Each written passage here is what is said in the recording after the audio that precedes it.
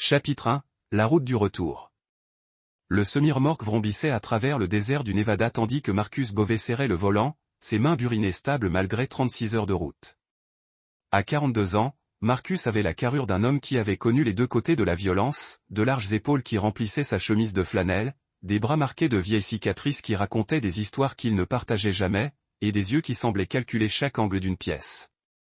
Pour la plupart des gens, il n'était qu'un simple routier parcourant des kilomètres pour un salaire. Ils ignoraient qui il était vraiment. Marcus avait construit cette vie avec soin, délibérément. Après 15 ans dans les opérations spéciales militaires et 5 autres dans la sécurité privée, évoluant dans l'espace flou entre le légal et le nécessaire, il avait choisi la route comme retraite. La solitude, les kilomètres à n'en plus finir, le salaire légitime. C'était censé être paisible, simple, propre. Son téléphone vibra contre le tableau de bord. Le nom de Laurie apparut sur l'écran, suivi d'un texto qui lui glaça le sang. « Oubliez-nous. Nous t'avons exclu de la famille. » Avant qu'il ait pu assimiler pleinement ces mots, son téléphone sonna. L'appelant indiquait Vernon Reeves, le patron de sa femme au cabinet comptable où elle travaillait depuis 3 ans. Marcus avait rencontré Vernon 2 fois. Un homme pâle et doux, aux cheveux clairsemés et aux mains nerveuses, qui semblait transpirer en sa présence. « Marcus Bové », répondit-il d'une voix calme. Un rire aigu, presque maniaque, jaillit de l'orateur. « Ta pathétique femme me doit plus que de l'argent, et ton fils est une garantie. » Le moteur du camion sembla gronder, en réponse à la rage qui montait dans la poitrine de Marcus. En arrière-plan, il entendit une voix qui lui fit arrêter le cœur, celle de son fils de 8 ans, Justin, qui hurlait « Papa, il me fait mal. » La ligne fut coupée. Marcus se gara sur le bas-côté et s'assit dans le silence soudain, son esprit basculant dans un état qu'il pensait avoir laissé derrière lui à jamais. Le camionneur Marcus, qui s'inquiétait des délais de livraison et des coûts de carburant, avait disparu. À sa place, il y avait quelqu'un d'autre. Un prédateur qui avait autrefois éliminé des cellules terroristes entières et fait disparaître des criminels de guerre dans la nuit. Sa femme, Laurie Garner, avait 25 ans lorsqu'ils se sont rencontrés 7 ans plus tôt, alors qu'elle travaillait comme réceptionniste dans un cabinet médical à Reno. Elle était belle, discrètement, avec des cheveux auburn, des yeux verts et un sourire qui semblait sincère. Marcus était à 72 km de la retraite lorsqu'il s'est rendu dans ce bureau pour un examen médical de routine exigé par son employeur de l'époque, une entreprise de sécurité qui ne posait aucune question sur ses méthodes. Elle avait flirté avec lui sans faire de mal et il l'avait invité à prendre un café. 6 mois plus tard, ils étaient mariés. Justin est arrivé 2 ans plus tard, et Marcus pensait avoir trouvé quelque chose à protéger, quelque chose d'innocent et de vrai. Il s'était trompé. Marcus a démarré le moteur et a commencé à calculer des itinéraires, non pas pour sa livraison prévue à Phoenix, mais pour Reno. Il avait 12 heures de route devant lui, 12 heures pour planifier. Dans la boîte à gants, sous les papiers d'assurance et les carnets de bord, se trouvait un téléphone qu'il n'avait pas utilisé depuis 3 ans. Il le mettait en contact avec des gens qui résolvaient les problèmes comme Marcus les résolvait définitivement. Alors que les kilomètres défilaient sous ses roues, Marcus commença à comprendre l'ampleur de ce qui s'était passé. Laurie ne l'avait pas seulement trompé. Elle avait commis l'erreur de le croire faible. Que le camionneur discret qui lui apportait des fleurs et aidait Justine à faire ses devoirs était tout ce qu'il y avait de Marcus Bové. Elle allait apprendre que certains loups ne perdent jamais leurs dents. Chapitre 2. Ombre et secret. Après 3 heures de route vers Reno, Marcus passa son premier appel sur le téléphone sécurisé. La voix qui répondit lui était terriblement familière. Tyrone Kerr. C'est moi, dit simplement Marcus. Un silence. Moi, Marcus. Je croyais que tu en avais fini avec tout ça. Moi, si. Un incident survint. Tyrone Kerr dirigeait une entreprise de sécurité à Las Vegas qui s'adressait à des clients ayant besoin de résoudre leurs problèmes discrètement. Il avait servi sous les ordres de Marcus lors de 2 conflits différents et lui devait la vie 3 fois plus. Dans leur monde, de telles dettes n'expiraient jamais. De quoi as-tu besoin? D'abord des informations. Vernon Reeves dirige un cabinet comptable à Reno, Reeves & Associates. J'ai besoin de tout. Finances, vie personnelle, faiblesse, peur, et vite. Donne-moi 4 heures. Tu es de retour dans le jeu. Marcus regardait la route devant lui, pensant aux cris de Justine. Quelqu'un a pris ma famille. Je vais tout leur prendre. L'appel suivant fut plus dur. Kazé Swanson avait été l'homme de confiance de Marcus lorsqu'il était entrepreneur privé. L'homme qui l'avait convaincu de disparaître dans la vie civile quand la chaleur devenait trop intense. Kazé dirigeait maintenant un ranch dans le Montana. Officiellement à la retraite, mais toujours connecté à des réseaux qui s'étendent à travers le monde. Marcus. Seigneur. Qu'est-ce qui ne va pas? Tu as une voix différente. Ils ont mon fils. Le ton de Kazé changea immédiatement. Qui? Ma femme et son patron. Une sorte de coup monté. J'ai besoin d'un refuge à Reno et d'une équipe. Marcus, tu ne peux pas te contenter de Kazé. Ce seul mot portait le poids de tout ce dont Marcus était capable. Ils ont fait du mal à mon fils. Soit tu es avec moi, soit tu ne le es pas, mais n'essaie pas de m'en empêcher. Un long silence. Je vais passer quelques coups de fil. Il y a une maison à la périphérie de la ville, près de Mountain View Drive. Téléphone propre, armes propres, fourniture médicale. Je vous y attendrai avec 2 opérateurs. Des hommes bien, totalement démentis. Le 3e appel de Marcus était destiné à Douglas Bon, un hacker qui l'avait autrefois aidé à traquer la fille d'un ambassadeur kidnappé dans 6 pays. Douglas était devenu légitime, dirigeant une entreprise de cybersécurité. Mais Marcus savait qu'une bonne motivation pourrait révéler ses talents les plus sombres. J'ai entendu dire que tu étais passé à l'action, dit Douglas après les civilités d'usage. Quelqu'un a fait une erreur. J'ai besoin que tu détruises la vie numérique de Vernon Reeves.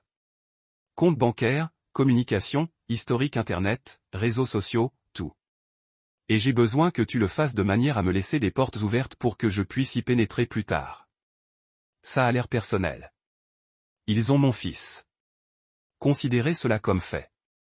Je commencerai par ces serveurs fermes et je m'orienterai vers l'extérieur. Marcus. La voix de Douglas portait une note d'inquiétude. Soyez prudent. Vous êtes hors de ce monde depuis un moment. Le paysage a changé. Marcus comprenait. La technologie avait évolué. La surveillance était omniprésente. Et les marges d'erreur s'étaient réduites. Mais certaines choses n'ont jamais changé. La peur était toujours universelle. La douleur était toujours persuasive. Et les prédateurs se reconnaissaient toujours. En traversant la Californie, Marcus commença à se souvenir de détails sur Vernon Reeves, tirés de leur brève rencontre. L'homme avait les mains douces et une poignée de main faible. Il avait évité le contact visuel avec Marcus, comme les proies évitent de regarder les loups, mais il fixait Laurie quand il pensait que Marcus ne le regardait pas, avec une faim qui lui donnait la chair de poule. Laurie avait changé au cours de l'année écoulée. Elle était devenue secrète sur son téléphone, travaillait plus souvent tard, répondait aux appels en privé. Elle avait commencé à porter des vêtements neufs et un parfum coûteux que Marcus ne lui avait pas acheté. Lorsqu'il l'avait interrogée, elle avait prétendu que Vernon appréciait simplement les bons employés. Marcus comprenait maintenant. Vernon n'avait pas seulement apprécié son éthique de travail. Le soleil se couchait lorsque Marcus entra dans une aire de repos à 80 km de Reno. Il avait besoin de carburant, de nourriture et de quelques provisions à l'épicerie de l'air. Alors qu'il faisait le plein, son téléphone sécurisé vibra, un message de Tyrone lui parvint. Colis livré à destination. Ami en attente. Devoir terminé. Marcus sourit pour la première fois depuis cet appel. Ses devoirs seraient tout ce que Tyrone avait appris sur Vernon Reeves. Ses amis seraient les 2 opérateurs que Kazé lui avait envoyés, et son colis serait tout ce dont il avait besoin pour rappeler à Reno que certains plans de retraite pouvaient être définitivement annulés. Chapitre 3. Sous la surface, la planque de Mountain View Drive ressemblait à n'importe quelle autre maison de la classe moyenne de la banlieue de Reno. Stucco beige, petit jardin, oubliable. Marcus gara son camion 3 pâtés de maison plus loin et marcha dans l'obscurité, ses sens en alerte. Les vieilles habitudes revinrent aussi naturellement que la respiration. À l'intérieur, 2 hommes attendaient. Le premier était Austin Vasquez, la trentaine bien entamée, de carrure compacte et à la vivacité détendue d'un opérateur de carrière. Le second était Taylor Williamson, plus jeune mais avec l'assurance d'un homme d'affaires. Les 2 hommes se levèrent à l'entrée de Marcus, affichant un respect sans soumission. Messieurs, acquiesça Marcus. Kazé vous a briefé. L'essentiel, répondit Austin. Votre situation familiale a mal tourné. Nous sommes là pour vous soutenir. Marcus apprécia le professionnalisme. Aucune question de légalité ou de justification. Juste des soldats prêts à accomplir une mission. Sur la table de la cuisine, une tablette affichait les recherches de Tyrone sur Vernon Reeves. Marcus parcourut les informations, son visage s'assombrissant à chaque révélation. Vernon Reeves avait 48 ans, 2 fois divorcé et était lourdement endetté malgré la gestion d'un cabinet comptable apparemment prospère. Son addiction au jeu lui avait coûté ses 2 premiers mariages et la plupart de ses biens légitimes. Le cabinet était endetté au point de faire faillite, maintenu à flot uniquement par une comptabilité de plus en plus créative. Mais les détails les plus intéressants provenaient de la vie privée de Vernon. Il avait été arrêté 2 fois pour harcèlement d'anciennes employées, mais les 2 affaires avaient été classées sans suite lorsque les femmes avaient soudainement retiré leur plainte. Son historique Internet révélait une obsession du contrôle et de la domination qui dépassait largement les bornes. Cet homme prépare quelque chose depuis des mois, dit Marcus en étudiant les photos de surveillance de Vernon rencontrant des associés inconnus. Il ne s'agit pas seulement d'une liaison. Il cible spécifiquement ma famille. Taylor leva les yeux de son fusil de nettoyage. Votre femme est dans le coup. Marcus serra les mâchoires. Laurie a grandi dans la pauvreté. Son père a abandonné la famille quand elle avait 12 ans. Les laissant sans rien. Elle a toujours eu peur d'être à nouveau ruinée. Si Vernon l'avait convaincue que j'avais l'intention de partir, ou s'il lui avait offert une sécurité financière, elle s'était peut-être convaincue qu'elle protégeait votre fils. Austin a terminé en votant pour moi et en laissant son amant utiliser mon fils comme moyen de pression. La voix de Marcus était glaciale, ce qui fit se jeter un regard noir aux 2 opérateurs. Non, elle avait fait son choix. Les données de Douglas Bon arrivèrent 1 heure plus tard, transmises par voie cryptée à un ordinateur portable qui serait détruit une fois l'affaire terminée. L'empreinte numérique de Vernon dressait le portrait d'un homme en proie au désespoir. Ses dettes de jeu ne concernaient pas seulement les casinos. Il devait de l'argent à Al Gilbert, une figure du crime organisé de niveau intermédiaire spécialisée dans les prêts à taux d'intérêt élevés et les méthodes de recouvrement violentes. Marcus étudia des photos des activités de Al Gilbert. Gilbert dirigeait son entreprise depuis une boîte de nuit appelée le Brass Fox, du côté malfamé de Reno, entouré de gros bras et de caméras de sécurité. Si Vernon devait de l'argent à Gilbert, cela expliquait son désespoir. Cela lui fournissait aussi un moyen de pression. Austin, j'ai besoin que tu t'approches des activités de Gilbert. Ne t'engage pas, observe juste. Je veux connaître ses habitudes, sa sécurité, ses faiblesses. Et moi, demanda Taylor. Marcus sortit des photos de surveillance du cabinet comptable. L'immeuble de bureau de Vernon. Accès 24h24, sécurité correcte, mais rien d'insurmontable. J'ai besoin que tu entres et que tu souscrives une assurance. Les 2 hommes hochèrent la tête et commencèrent à rassembler leur matériel. Alors qu'ils s'apprêtaient à partir, Austin s'arrêta à la porte. Marcus, ta femme et ton enfant, quel est le but? Marcus resta silencieux un long moment, les yeux fixés sur une photo de famille que Douglas avait récupérée sur les réseaux sociaux de Laurie. On les voyait tous les 3 à la fête d'anniversaire de Justine le mois dernier. Tout sourire et fausse joie. À l'arrière-plan, à peine visible, se tenait Vernon Reeves. Il était là, chez Marcus, à surveiller sa famille. Mon fils rentre sain et sauf, dit Marcus. Enfin, Vernon Reeves apprend ce qui arrive quand on menace la meute d'un prédateur. Et ma femme, il posa la photo. Ma femme apprend que certains choix sont irréversibles. Austin hocha la tête et disparut dans la nuit avec Taylor. Marcus était seul avec ses pensées et la certitude grandissante que demain serait marqué par la violence. Il essayait d'être un homme différent, de construire une vie fondée sur des choses normales comme la confiance, l'amour et les barbecues en famille. Mais les hommes normaux ne recevaient pas d'appels menaçant leurs enfants. Les hommes normaux n'avaient pas de femmes qui les excluaient de la famille. Les hommes normaux n'étaient pas équipés pour affronter des monstres comme Vernon Reeves. Heureusement, Marcus Bové n'avait jamais été un homme normal. Chapitre 4. La chasse commence. L'aube grise et froide se leva tandis que Marcus traversait les rues de Reno qui s'éveillaient. Son camion lui semblait désormais étranger, trop grand et trop visible pour le travail qui l'attendait. Il allait devoir disparaître dans le paysage urbain, devenir invisible pendant sa chasse. Le rapport d'Austin, envoyé par le renard de cuivre, avait été éclairant. Comment Gilbert maintenait une routine prévisible, arrivant au club à 18h, y restant jusqu'à 3 heures du matin, toujours accompagné de 2 gardes du corps.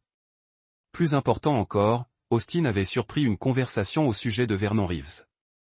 Gilbert attendait un paiement aujourd'hui, et il avait clairement fait comprendre que tout défaut de paiement entraînerait des poursuites judiciaires qui s'étendraient aux relations personnelles de Vernon.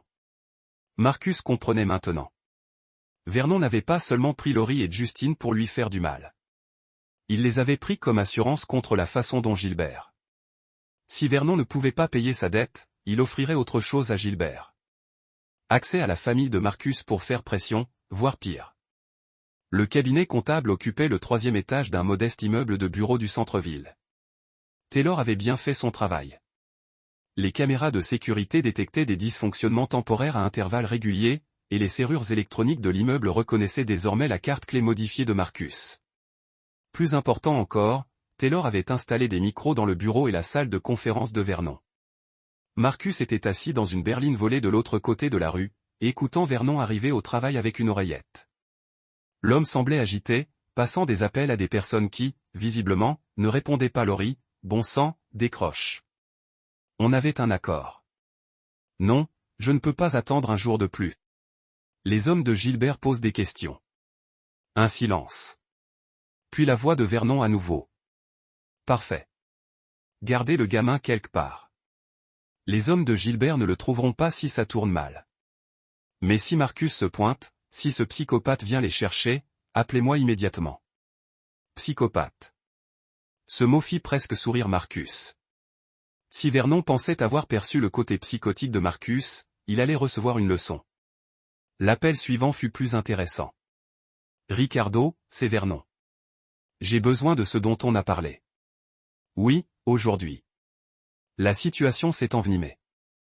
Ricardo Wilder dirigeait un petit trafic d'armes depuis un prêteur sur gage en périphérie de la ville. Marcus l'avait identifié lors de ses recherches. Pas assez intelligent pour échapper à la surveillance. Pas assez connecté pour éviter la pression. Parfait pour les besoins de Marcus. Marcus passa la matinée à apprendre le rythme de Reno, se réhabituant aux techniques de chasse urbaine. Il visita la bibliothèque publique, étudia les plans de la ville et les réseaux publics, identifia des refuges potentiels et des voies d'évasion. L'après-midi, il avait dressé un tableau complet du réseau et des vulnérabilités de Vernon. Son téléphone sécurisé vibra, un message de Douglas. Les relevés financiers montrent des mouvements. Les comptes de sa femme sont actifs. De l'argent circule. Les données de localisation de son téléphone la placent au Mountain Rose Motel, sur la 6e rue. Localisation des enfants inconnus. Le Mountain Rose Motel était exactement ce à quoi Marcus s'attendait, un établissement délabré qui s'adressait à une clientèle privilégiant l'intimité au confort. Il passa devant 2 fois en voiture, remarquant des lignes de visée et des caméras de sécurité. La voiture de Laurie était garée devant la chambre 14. Marcus sentit un frisson lui monter à la poitrine en voyant sa femme, mariée depuis 7 ans, sortir de la chambre du motel. Elle avait l'air différente, plus dure, vêtue de vêtements coûteux qu'il n'avait jamais vus. Lorsqu'elle consulta son téléphone, son expression ne trahit aucune de la peur qu'il aurait pu attendre d'une femme dont l'enfant était retenu en otage. Elle semblait être exactement là où elle voulait être. Ce soir-là, Marcus mit son plan à exécution. Il attendit que Vernon quitte l'immeuble, puis le suivit à distance tandis que l'homme se rendait au prêteur sur gage de Ricardo Wilder. Vernon en sortit 20 minutes plus tard, un petit sac de sport à la main. Sa nervosité avait laissé place à une certaine détermination. Marcus appela Tyrone. J'ai besoin d'une distraction. Quelque chose qui attira l'attention de la police sur le renard de cuivre ce soir, mais pas au point qu'il fasse une descente. Quelle distraction? Assez pour rendre Gilbert nerveux à l'idée de rencontrer Vernon. Je veux qu'il soit paranoïaque et isolé. 1 heure plus tard, les informations commencèrent à affluer sur les scanners de la police. Des informations anonymes sur des activités liées à la drogue dans divers commerces autour du renard de laiton. Pas assez de preuves pour des mandats, mais suffisamment pour renforcer la présence policière dans le secteur. Gilbert le remarquerait. Il se demanderait qui le surveillait et pourquoi. À la tombée de la nuit, Marcus se positionna de manière à pouvoir observer à la fois le motel et l'appartement de Vernon. Sa femme était toujours au Mountain Rose, mais elle ne se comportait pas comme une femme cachée. Elle avait commandé un service d'étage, téléphoné pendant des heures et semblait parfaitement détendue. Justine n'était pas avec elle, ce qui signifiait que Vernon gardait son fils ailleurs, l'utilisant comme une assurance ultime. Marcus vérifia son équipement une dernière fois. Demain, il commencerait à enseigner à Vernon Reeves la différence entre menacer la famille d'un homme normal et menacer la meute d'un prédateur. La leçon serait complète, permanente et absolument impitoyable. Certains loups, une fois réveillés, ne se rendormaient jamais. Chapitre 5. Point de pression. Marcus regarda Vernon Reeves quitter son appartement à 7 heures du matin, sac de sport à la main, l'air d'un homme marchant vers sa propre exécution. La pression fonctionnait. L'activité policière autour du renard de cuivre avait suffisamment effrayé Gilbert pour qu'il reporte la réunion de la veille. Vernon manquait de temps et d'options. Bien. La voix d'Austin grésillait dans l'écouteur. Des cibles se dirigeaient vers la zone industrielle. Un complexe d'entrepôts sur East Shore Drive. Marcus connaissait le quartier. Des bâtiments abandonnés mêlés à des commerces en activité. De nombreux endroits où cachait un garçon de 8 ans effrayé. Il suivit de loin la voiture de Vernon sillonnant des rues de plus en plus désertes. L'entrepôt choisi par Vernon était isolé au milieu de terrains vagues et d'équipements rouillés. Marcus se gara à 2 pâtés de maison et s'approcha à pied, ses mouvements silencieux et précis. À travers les vitres sales, il vit Vernon parler avec animation à quelqu'un à l'intérieur. Dans son écouteur, il entendit le rapport murmuré d'Austin. 2 véhicules à l'entrée arrière. Au moins 3 hommes à l'intérieur avec le bras de Vernon. Pas seulement Vernon. Puis il avait engagé une protection, probablement auprès du même réseau criminel qui lui avait alimenté ses dettes de jeu. Marcus sourit d'un air sombre. Vernon réfléchissait maintenant de manière tactique, ce qui signifiait qu'il comprenait la menace que représentait Marcus. Malheureusement pour lui, comprendre une menace et y survivre étaient 2 choses différentes. Marcus fit le tour du bâtiment, notant les points d'entrée et les mesures de sécurité. L'entrepôt était ancien, construit à une époque où la sécurité industrielle impliquait de lourdes serrures plutôt que la surveillance électronique. Parfait pour quelqu'un qui avait appris à déjouer les deux. Son téléphone vibra, un message de Taylor, sa femme en déplacement. Se dirigeant vers le centre-ville, pas vers l'entrepôt. Intéressant. Si Laurie s'éloignait de l'endroit où Justine était retenue. Cela suggérait qu'elle n'était pas aussi investie dans la protection de leur fils que Marcus l'avait espéré. La froide certitude dans sa poitrine s'alourdit. Marcus trouva un endroit d'où il pouvait observer l'entrepôt tout en restant invisible. À travers une vitre brisée, il aperçut du mouvement. Vernon faisait les 100 pas, visiblement agité. L'un de ses hommes de main installait ce qui ressemblait à du matériel photographique. Il prévoyait d'enregistrer quelque chose. Une preuve de vie pour Gilbert, peut-être, ou un moyen de pression contre Marcus. Quoi qu'il en soit, cela confirmait que Justine était à l'intérieur. À 10 heures, le téléphone de Vernon sonna suffisamment fort pour que Marcus l'entende à travers les murs de l'entrepôt. Vernon répondit avec une réticence évidente. Gilbert, non. Je t'ai dit que j'avais besoin de jusqu'à ce soir. Parce que je m'occupe du paiement, voilà pourquoi. Un silence. Puis la voix de Vernon s'éleva. Tu veux une preuve que la garantie est en sécurité? D'accord. Je t'enverrai une vidéo. Marcus sentit une tension dangereuse se développer dans sa poitrine. Si Vernon était sur le point de blesser Justine pour prouver à Gilbert qu'il avait raison, le plan minutieusement élaboré par Marcus deviendrait caduque. Il détruirait le bâtiment à main nue si nécessaire. Mais Vernon le surprit. Au lieu d'envenimer la situation, il sembla se dégonfler. Écoute, Gilbert, ce n'est plus qu'une question d'argent. Le père du gamin, il n'est pas celui que je croyais. J'ai besoin de plus de temps pour trouver comment le gérer. Que veux-tu dire? La voix de Gilbert était suffisamment forte pour porter dans le téléphone. Je veux dire, peut-être qu'on devrait revoir notre approche. Peut-être qu'on devrait disparaître un moment. Marcus sourit. Vernon apprenait à avoir peur. C'était un progrès. Son oreillette grésilla. Marcus, tu dois entendre ça. La voix de Douglas était inhabituellement pressante. J'ai surveillé les communications de ta femme. Elle ne fait pas que coopérer avec Vernon. Elle planifie ça depuis des mois. Il y a des SMS remontant à janvier, où l'on discute de la façon de gérer définitivement le problème Marcus. Ces mots ont frappé Marcus comme un coup de poing. Janvier, c'était quand Laurie avait commencé à travailler tard et qu'elle était devenue secrète au sujet de son téléphone. Elle n'avait pas été séduite ou manipulée par Vernon Reeves. Elle avait activement planifié de détruire leur mariage et d'éliminer Marcus de la vie de leur fils. Il y a plus. Douglas continua. Elle a fait des recherches sur ton passé, essayant de trouver des informations sur ton service militaire et ton travail comme entrepreneur privé. Elle sait exactement qui tu es, Marcus. Tout ça est conçu pour te pousser à faire quelque chose qui te mènera en prison, voire pire. Marcus ferma les yeux, sentant ses dernières réserves s'évanouir. Laurie ne l'avait pas seulement trahi. Elle l'avait étudié, appris ses faiblesses et conçu un piège pour exploiter son instinct protecteur. Elle avait parié qu'il viendrait, le chargeant à l'aveuglette, lui prouvant, ainsi qu'à Vernon, ses capacités de violence. Elle avait en partie raison. Il était venu, mais la suite n'avait rien d'aveugle. Marcus alluma sa radio. Austin, Taylor, nouveaux paramètres. Ce n'est plus une opération de sauvetage. C'est une extermination. Les deux hommes reconnurent sans hésitation. Ils avaient servi Marcus assez longtemps pour comprendre ce que cela signifiait. Vernon Reeves avait enlevé le fils de Marcus et menacé sa vie. Laurie Beauvais avait trahi sa famille et orchestré la destruction de tout ce que Marcus avait construit.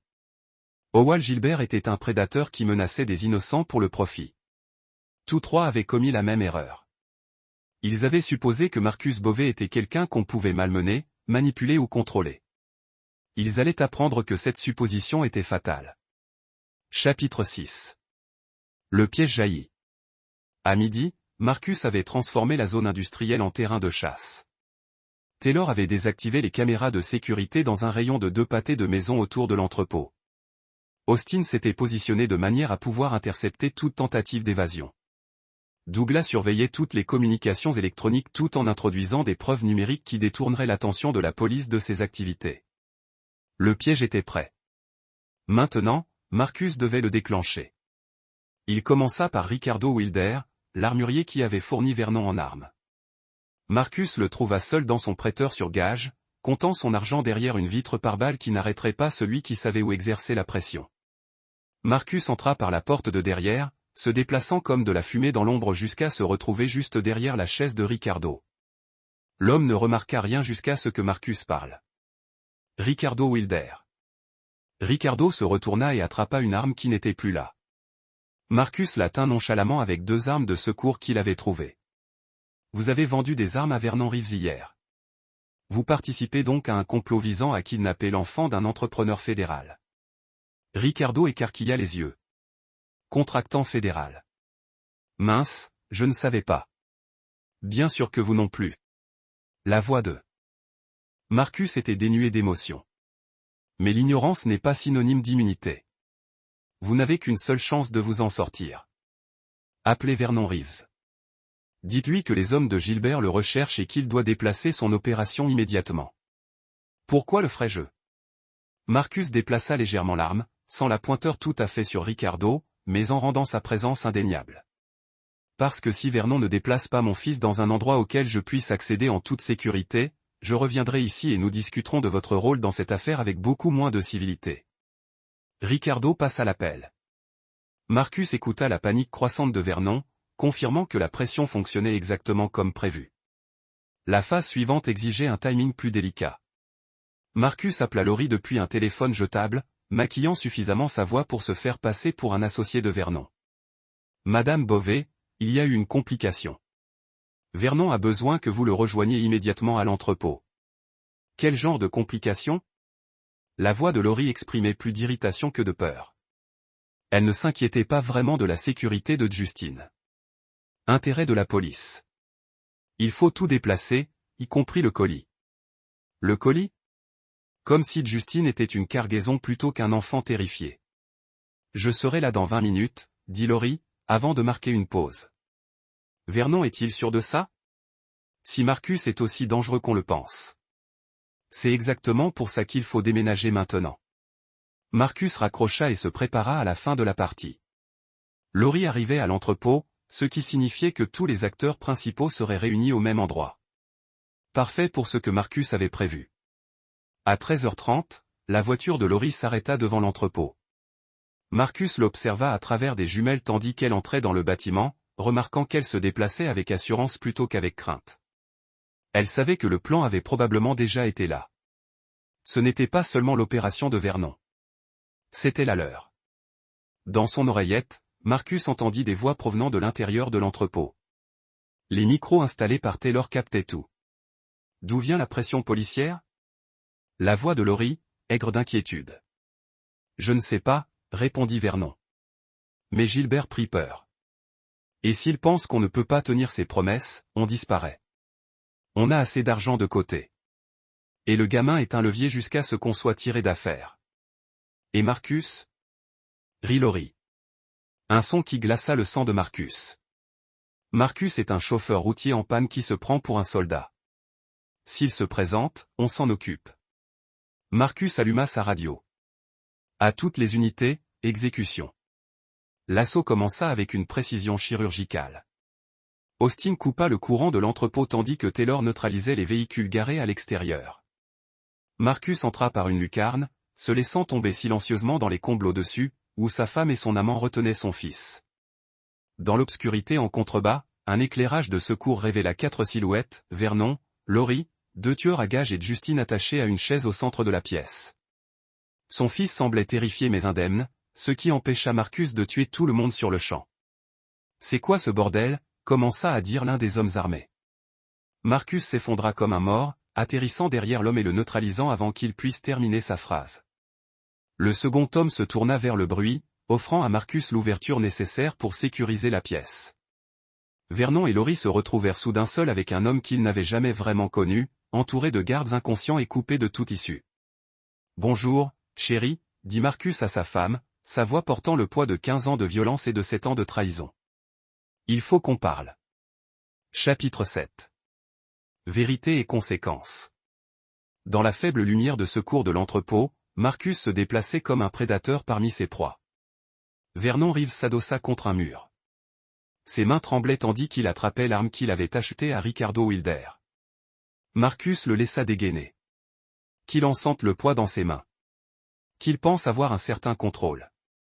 Puis Marcus sourit. Vas-y, Vernon. Tire. Les mains de Vernon tremblaient si fort qu'il pouvait à peine viser. L'arme oscillait entre Marcus et le sol, la sueur perlant sur son front malgré le froid de l'entrepôt. Tu es fou, murmura Vernon. J'ai appelé la police. Ils arrivent. Non, dit calmement Marcus, sans quitter des yeux l'homme qui menaçait son fils. Tu as appelé Ricardo, qui a appelé son contact au commissariat, qui a découvert qu'une enquête fédérale était en cours sur tes dettes de jeu et leur lien avec le trafic d'êtres humains. La police est très intéressée par ta conversation, mais elle attend l'arrivée des agents fédéraux. Le visage de Vernon devint blanc. Agents fédéraux?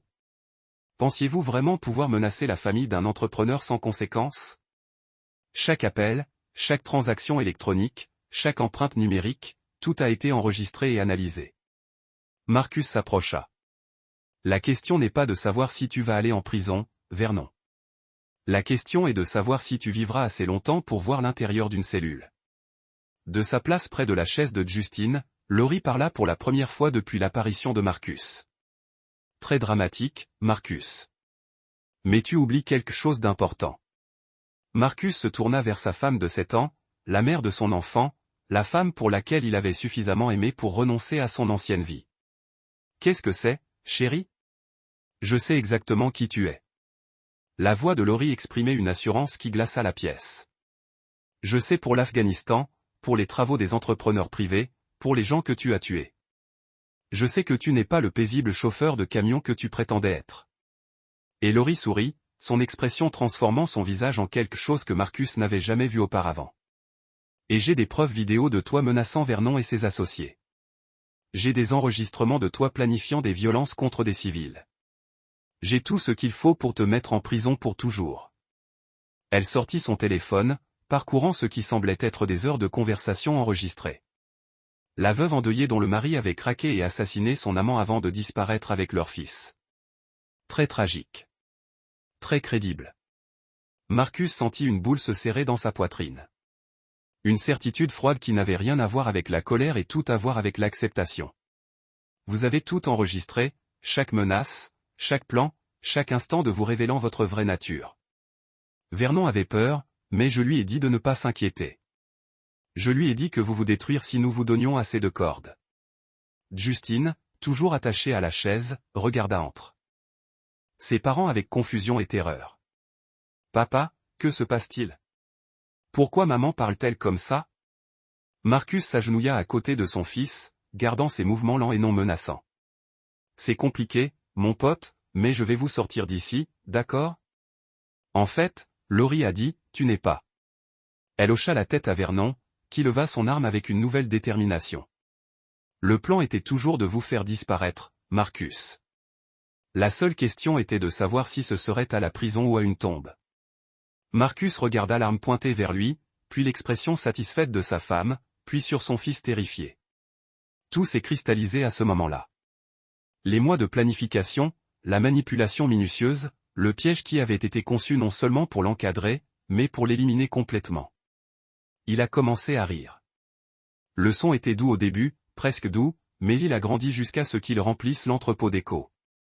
La main du pistolet de Vernon a recommencé à trembler. L'expression confiante de Laurie vacille. Vous savez quelle est la partie vraiment drôle? Dit Marcus, essuyant ses yeux.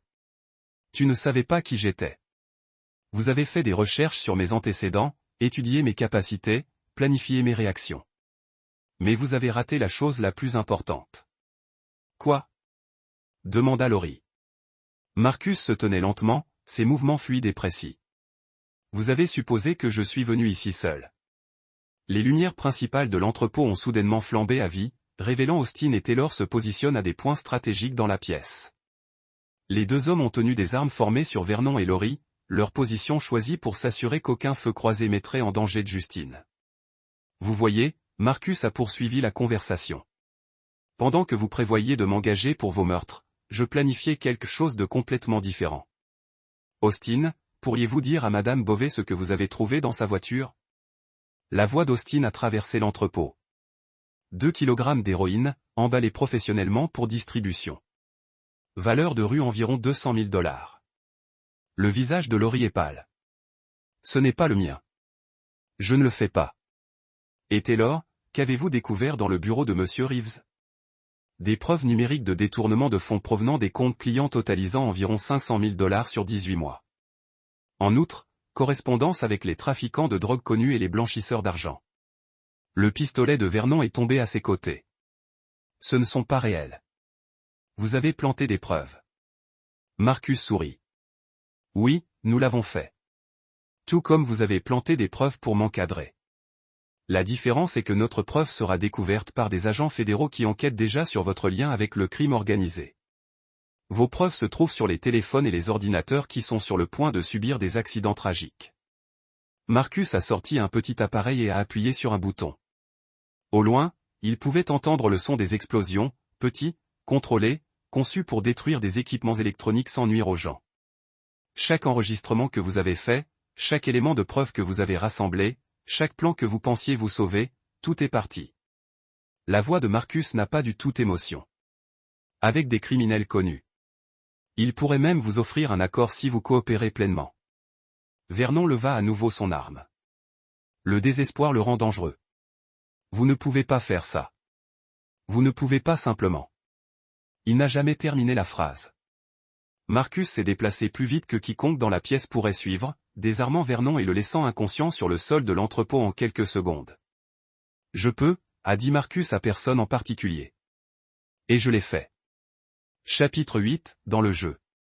Le FBI est arrivé exactement 43 minutes plus tard.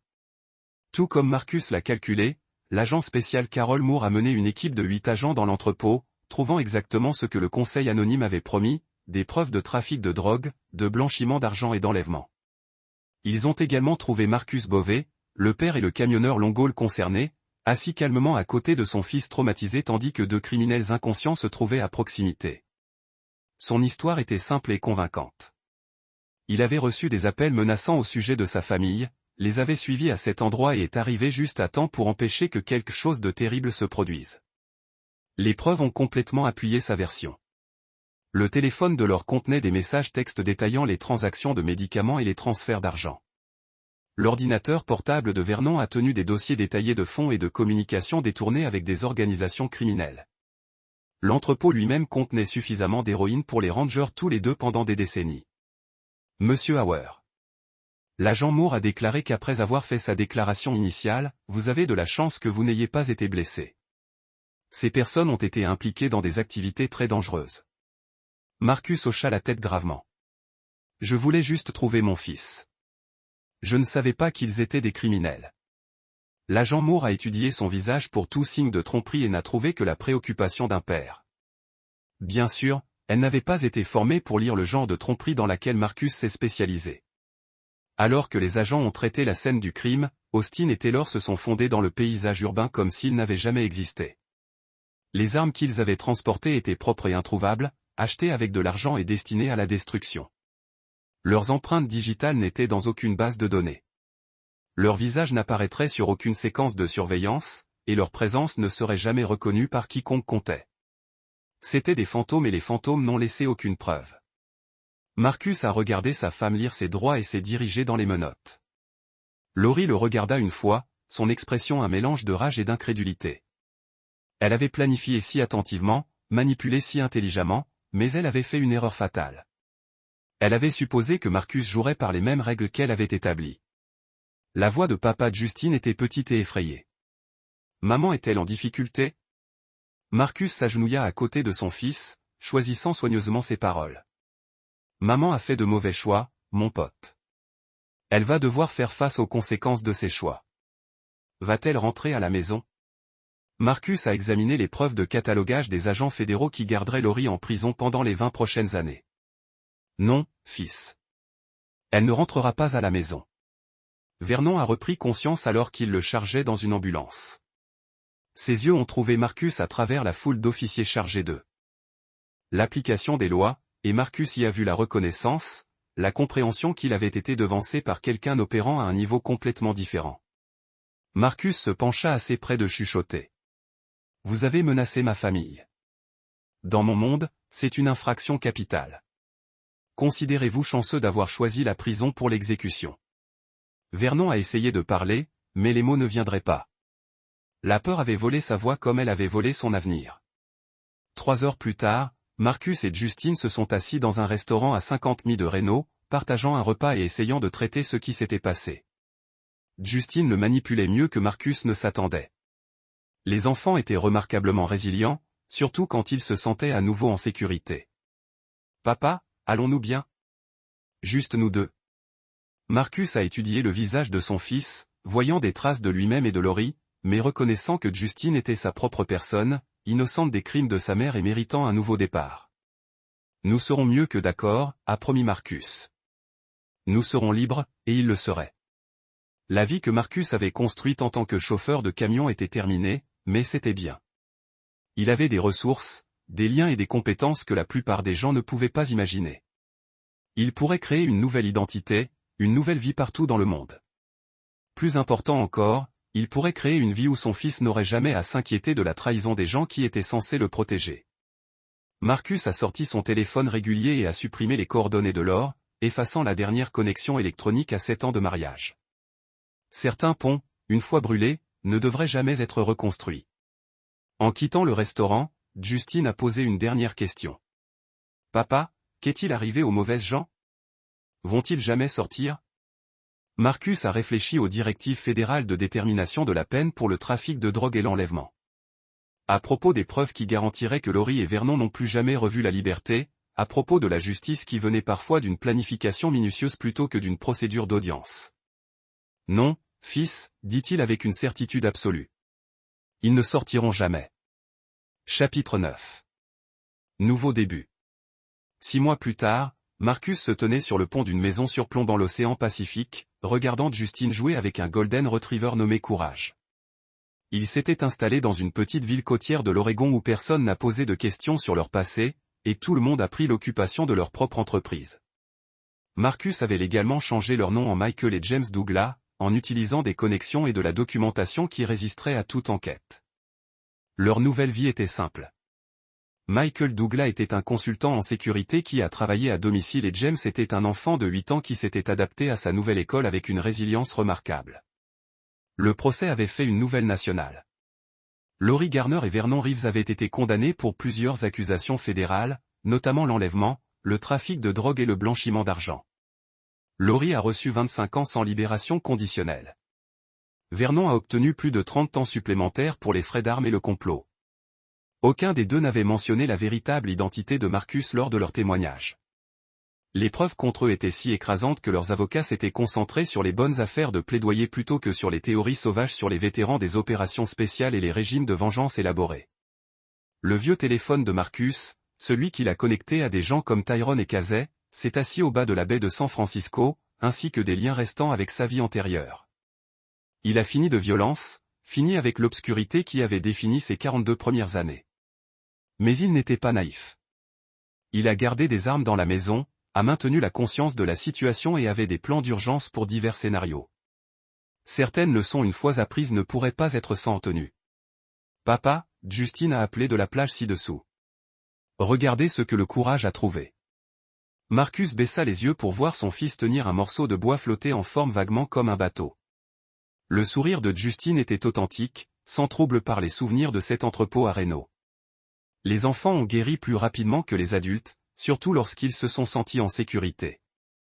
Le téléphone de Marcus a bourdonné un texte de son avocat. Document de divorce finaux traité. Tous les actifs transférés comme demandé. Vous êtes officiellement un homme libre.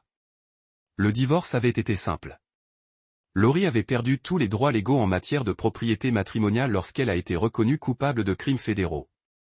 Tout ce que Marcus a travaillé pendant plus de 7 ans, la maison, les économies, le camion, même le fonds universitaire de Justine, ne lui appartient désormais. Plus important encore, Laurie avait perdu tous les droits parentaux. Justine n'aurait jamais à rendre visite à sa mère en prison, jamais à concilier son amour pour elle avec ses crimes, ne se demande jamais si la femme qui avait trahi leur famille pourrait un jour revenir pour leur faire du mal. Certaines portes, une fois fermées, devaient rester fermées pour toujours. Ce soir-là, alors que Justine travaillait sur les devoirs à la table de la cuisine, Marcus a reçu un visiteur inattendu. Casey Swanson se tenait sur le porche, l'air plus âgé que ses années, mais se portant toujours comme l'opérateur qu'il avait été autrefois. Michael Douglas. Casey sourit au nom. Beau choix. Littéraire, mais pas prétentieux. Que faites-vous ici, K? Je voulais vous vérifier tous les deux. Assurez-vous que vous vous installiez. D'accord. Casey jeta un coup d'œil par la fenêtre à Justine, qui se concentrait sur les problèmes mathématiques avec sa langue qui sortait légèrement. Kid a l'air heureux. Il est. Nous le sommes tous les deux. Casey a hoché la tête avec approbation. Bon. Vous méritez une certaine paix après tout ce que vous avez vécu. Il s'arrêta, étudiant le visage de Marcus. Vous savez, il y a des gens qui paieraient très bien pour quelqu'un avec vos compétences particulières. Si jamais vous vous ennuyez avec la retraite, non. La voix de Marcus portait une finalité absolue. Cette partie de ma vie est terminée. Juste dire. L'offre est toujours là. Certains problèmes nécessitent des solutions permanentes et il n'y a pas beaucoup de personnes qualifiées pour les fournir. Marcus a compris. Dans le monde ténébreux de la sécurité internationale et de la résolution de problèmes d'entreprise, sa réputation le précède toujours. Il y aurait toujours quelqu'un prêt à payer son expertise dans l'élimination des menaces tranquillement et efficacement. Mais que Marcus Bovey était mort, enterré sous le poids des choix qui avaient priorisé la violence à l'égard de la famille, l'achèvement de la mission sur le bonheur personnel. Michael Douglas était un homme différent entièrement. Un père qui a mis le bien-être de son fils au-dessus de tout le reste. Kaz, les hommes qui m'ont aidé et Reno, Austin et Taylor m'assurent de savoir que j'apprécie ce qu'ils ont fait. Ils savent et ils sont fiers d'avoir servi avec vous une dernière fois. Casey se tourna pour partir, puis s'arrêta. Pour ce que ça vaut, Marcus, ce que vous avez fait pour protéger votre garçon, c'est le genre de mission qui nous rappelle pourquoi nous faisons ce travail. Après le départ de Casey, Marcus s'est assis sur son pont et a pensé au choix qu'il avait amené ici. Il avait perdu une femme qui ne l'avait jamais vraiment aimé, éliminait les menaces de la sécurité de son fils et détruisait des gens qui pensaient pouvoir le manipuler en toute impunité. Certains l'appelleraient justice. D'autres l'appelleraient se venger. Marcus l'a appelé nécessité. Les prédateurs étaient partis. Le pack était en sécurité. Et dans un monde qui récompense souvent le cran impitoyable tout en punissant les innocents, c'était la meilleure fin que l'on puisse demander. À l'intérieur de la maison, Justine a crié « Papa, tu peux m'aider avec ce problème de mathématiques ?» Marcus sourit et est allé aider son fils, laissant l'obscurité à l'extérieur où il appartenait. Demain apporterait de nouveaux défis, de nouvelles opportunités et de nouvelles raisons d'être reconnaissant pour le plaisir simple d'être père. Aujourd'hui, c'était suffisant. C'est là que notre histoire touche à sa fin.